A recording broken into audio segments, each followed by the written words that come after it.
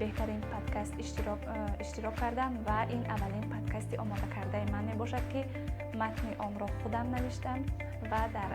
сабти он дӯстон кӯмак кардам. ман дар озмуни сулҳ неъмати бебаҳо иштирок кардам и дар он видеои худро пешниҳод кардам ва дар вақти омода кардани видео бисёр мушкилиҳо доштам, чунки ин бори аввал буд ки ман дар озмун иштирок мекунам ва мавзӯяш ҳам хеле ҳассос буд, чунки ман дар ин видео солҳои ҷанги шаҳрвандии ҷумҳурии Тоҷикистон ва солҳои истиқлолиятро кӯшиш кардам ки дар ин видео нишон диҳам. хушбахтона матлаби ман ҳам ки дар жанри матни, яъне ки формати як қиссаи ҷолиб буд ки дар он ҷо ман маълумотро дар бораи сулҳ дар тамоми дунё ва инчунин назари ҷавонон аз кишварҳои мухталиф, хусусан кишварҳое ки дар онҳо сулҳу субот хело кам ба назар мерасад, гирифта шуда буд ва ҳамин хел матлаби ман тавонист ки ғолиби озмуни сулҳ неъмати бебаҳо бошад.